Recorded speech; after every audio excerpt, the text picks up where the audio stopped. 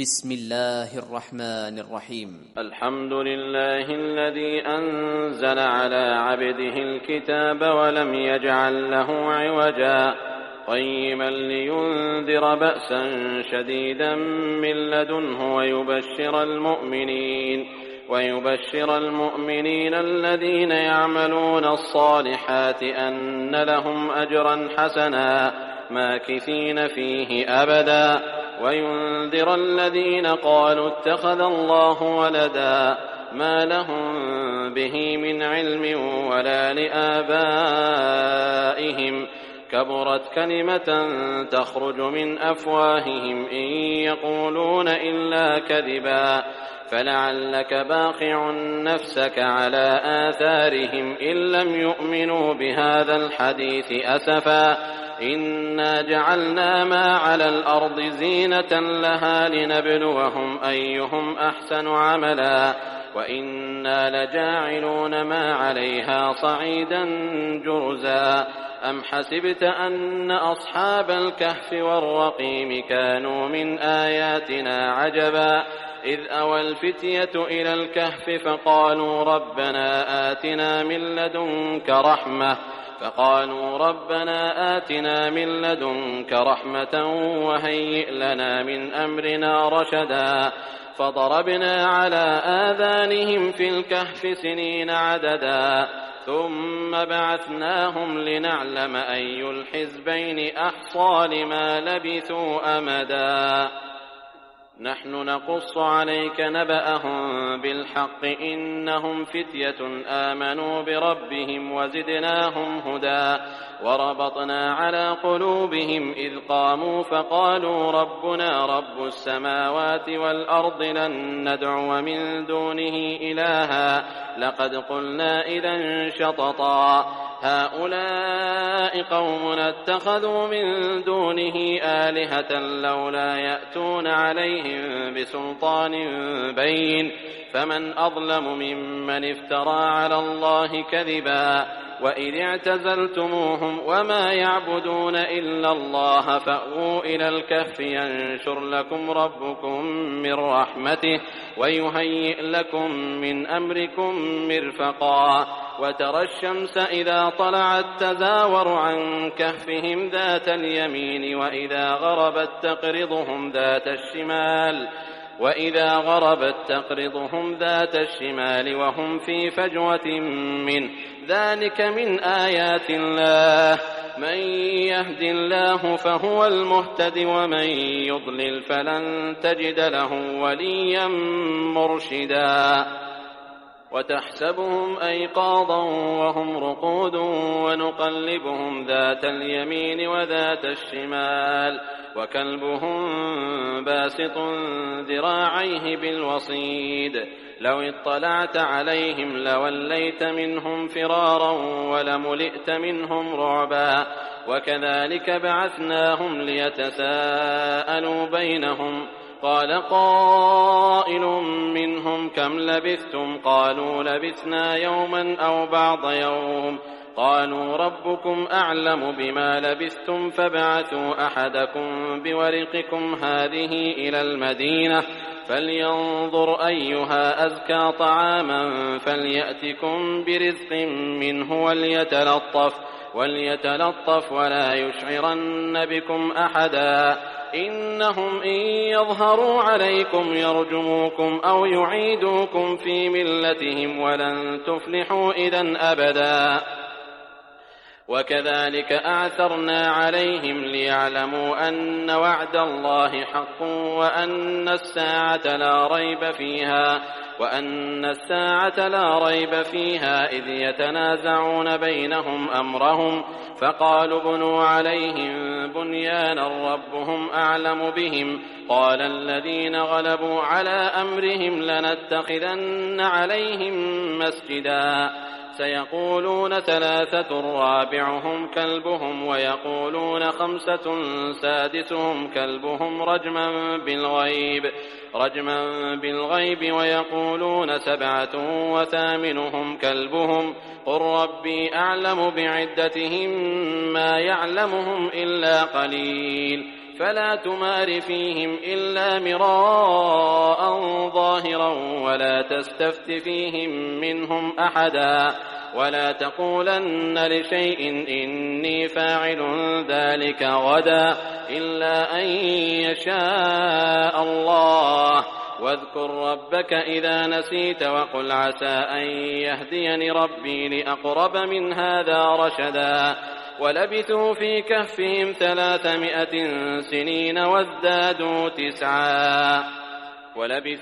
كهفهم 300 سنين وازدادوا تسعا قل الله أعلم بما لبثوا له غيب السماوات والأرض أبصر به وأسمع ما لهم من دونه من ولي ولا يشرك في حكمه أحدا واتل ما أوحي إليك من كتاب ربك لا مبدل لكلماته ولن تجد من دونه ملتحدا واصبر نفسك مع الذين يدعون ربهم بالغداة والعشي يريدون وجهه ولا تعد عيناك عنهم تريد زينة الحياة الدنيا ولا تطع من أغفلنا قلبه عن ذكرنا واتبع هواه وكان أمره فرطا وقل الحق من ربكم فمن شاء فليؤمن ومن شاء فليكفر إنا أعتدنا للظالمين نارا أحاط بهم سرادقها وإن يستغيثوا يغاثوا بماء كالمهل يشوي الوجوه بئس الشراب وساءت مرتفقا إن الذين آمنوا وعملوا الصالحات إنا لا نضيع أجر من أحسن عملا أولئك لهم جنات عدن تجري من تحتهم الأنهار يحلون فيها من أساور من ذهب ويلبسون ثيابا خضرا من سندس واستبرق متكئين فيها على الأرائك نعم الثواب وحسنت مرتفقا واضرب لهم مثل الرجلين جعلنا لأحدهما جنتين من أعناب وحففناهما بنخل وجعلنا بينهما زرعا كلتا الجنتين آتت أكلها ولم تظلم منه شيئا وفجرنا خلالهما نهرا وكان له ثمر فقال لصاحبه وهو يحاوره أنا أكثر منك مالا وأعز نفرا ودخل جنته وهو ظالم لنفسه قال ما أظن أن تبيد هذه أبدا وما أظن الساعة قائمة ولئن رددت إلى ربي لأجدن خيرا منها منقلبا قال له صاحبه وهو يحاوره أكفرت بالذي خلقك من تراب ثم من نطفة ثم سواك رجلا لكن هو الله ربي ولا أشرك بربي أحدا ولولا إذ دخلت جنتك قلت ما شاء الله لا قوة إلا بالله إن ترني أنا أقل منك مالا وولدا فعسى ربي أن يؤتيني خيرا من جنتك ويرسل عليها حسبانا من السماء فتصبح صعيدا زلقا أو يصبح ماؤها غورا فلن تستطيع له طلبا وأحيط بثمره فأصبح يقلب كفيه على ما أنفق فيها وهي خاوية على عروشها ويقول يا ليتني لم أشرك بربي أحدا ولم تكن له فئة ينصرونه من دون الله وما كان منتصرا هنالك الولاية لله الحق هو خير ثوابا وخير عقبا واضرب لهم مثل الحياة الدنيا كماء إن أنزلناه من السماء فاختلط به نبات الأرض فأصبح هشيما تذروه الرياح وكان الله على كل شيء مقتدرا. المال والبنون زينة الحياة الدنيا والباقيات الصالحات خير عند ربك ثوابا وخير أملا. ويوم نسير الجبال وترى الأرض بارزة وحشرناهم فلم نغادر منهم أحدا وعرضوا على ربك صفا لقد جئتمونا كما خلقناكم أول مرة بل زعمتم أن لن نجعل لكم موعدا. ووضع الكتاب فترى المجرمين مشفقين مما فيه ويقولون يا ويلتنا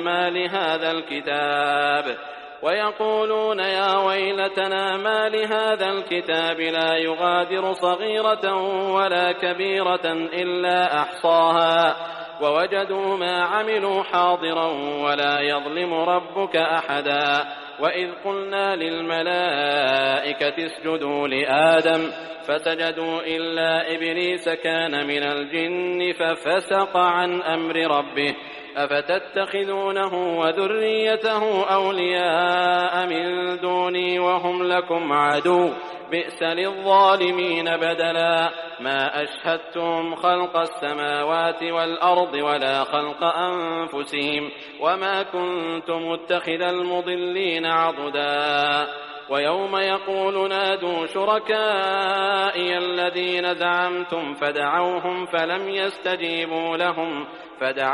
فلم يستجيبوا لهم وجعلنا بينهم موبقا. ورأى المجرمون النار فظنوا أنهم مواقعوها ولم يجدوا عنها مصرفا. ولقد صرفنا في هذا القرآن للناس من كل مثل وكان الإنسان أكثر شيء جدلا. وما منع الناس أن يؤمنوا إذ جاءهم الهدى ويستغفروا ربهم إلا أن تأتيهم سنة الأولين أو يأتيهم العذاب قبلا. وما نرسل المرسلين إلا مبشرين ومنذرين ويجادل الذين كفروا بالباطل ليدحضوا به الحق واتخذوا آياتي وما أنذروا هزوا. ومن أظلم ممن ذكر بآيات ربه فأعرض عنها ونسي ما قدمت يداه إنا جعلنا على قلوبهم أكنة أن يفقهوه وفي آذانهم وقرا وإن تدعهم إلى الهدى فلن يهتدوا إذن أبدا. وربك الغفور ذو الرحمة لو يؤاخذهم بما كسبوا لعجل لهم العذاب بل لهم موعد لن يجدوا من دونه موئلا. وتلك القرى أهلكناهم لما ظلموا وجعلنا لمهلكهم موعدا. وإذ قال موسى لفتاه لا أبرح حتى أبلغ مجمع البحرين أو أمضي حقبا فلما بلغا مجمع بينهما نسيا حوتهما فاتخذ سبيله في البحر سربا. فلما جاوزا قال لفتاه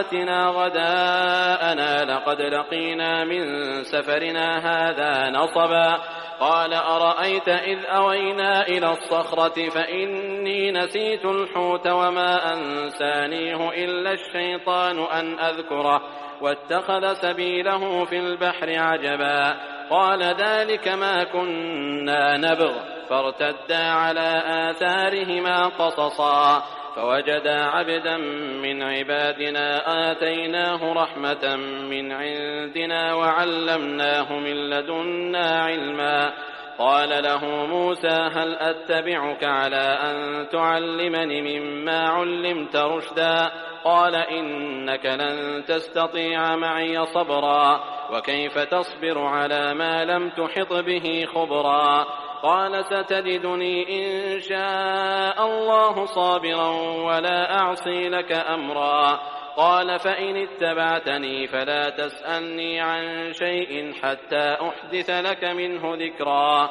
فانطلقا حتى إذا ركبا في السفينة خرقها قال أخرقتها لتغرق أهلها لقد جئت شيئا إمرا قال ألم أقل إنك لن تستطيع معي صبرا قال لا تؤاخذني بما نسيت ولا ترهقني من أمري عسرا فانطلقا حتى إذا لقيا غلاما فقتله قال أقتلت نفسا زكية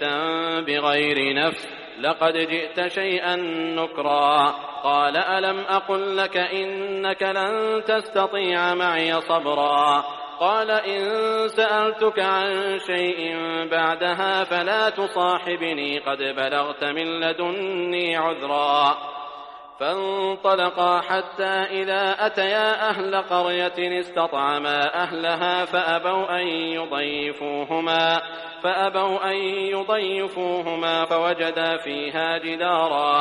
فوجدا فيها جدارا يريد أن ينقض فأقامه قال لو شئت لاتخذت عليه أجرا قال هذا فراق بيني وبينك سأنبئك بتأويل ما لم تستطع عليه صبرا أما السفينة فكانت لمساكين يعملون في البحر فأردت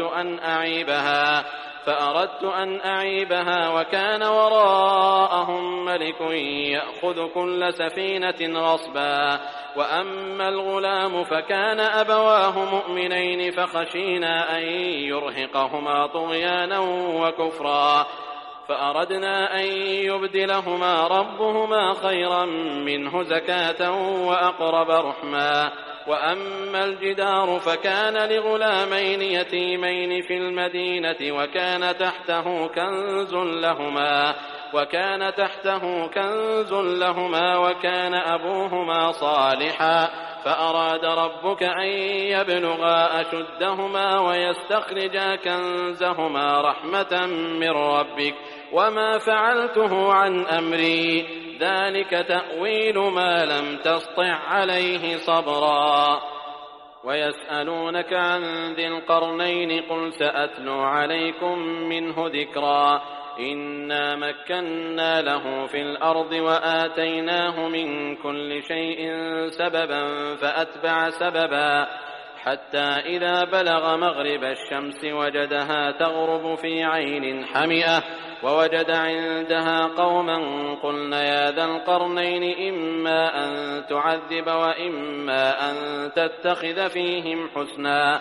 قال أما من ظلم فسوف نعذبه ثم يرد إلى ربه فيعذبه عذابا نكرا وأما من آمن وعمل صالحا فله جزاء الحسنى وسنقول له من أمرنا يسرا ثم أتبع سببا حتى إذا بلغ مطلع الشمس وجدها تطلع على قوم لم نجعل لهم من دونها سترا كذلك وقد أحطنا بما لديه خبرا ثم أتبع سببا حتى إذا بلغ بين السدين وجد من دونهما قوما لا يكادون يفقهون قولا قالوا يا ذا القرنين إن يأجوج ومأجوج مفسدون في الأرض فهل نجعل لك خرجا على أن تجعل بيننا وبينهم سدا قال ما مكني فيه ربي خير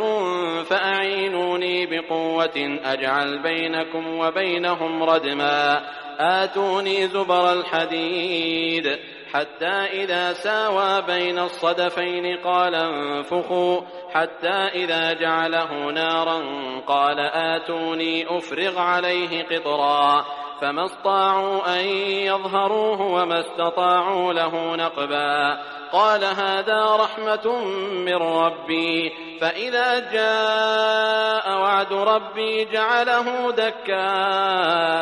وكان وعد ربي حقا وتركنا بعضهم يومئذ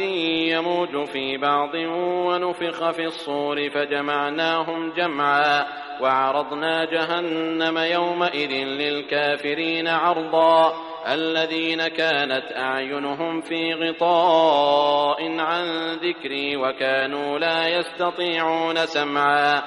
أفحسب الذين كفروا أن يتخذوا عبادي من دوني أولياء إنا أعتدنا جهنم للكافرين نزلا قل هل ننبئكم بالأخسرين أعمالا الذين ضل سعيهم في الحياة الدنيا وهم يحسبون أنهم يحسنون صنعا أولئك الذين كفروا بآيات ربهم ولقائه فحبطت أعمالهم فلا نقيم لهم يوم القيامة وزنا ذلك جزاؤهم جهنم بما كفروا واتخذوا آياتي ورسلي هزوا إن الذين آمنوا وعملوا الصالحات كانت لهم جنات الفردوس نزلا خالدين فيها لا يبغون عنها حولا قل لو كان البحر مدادا لكلمات ربي لنفد البحر قبل أن تنفد كلمات ربي ولو جئنا بمثله مددا قل إنما أنا بشر مثلكم يوحى إلي أنما إلهكم إله واحد فمن كان يرجو لقاء ربه فليعمل عملا صالحا ولا يشرك بعبادة ربه أحدا.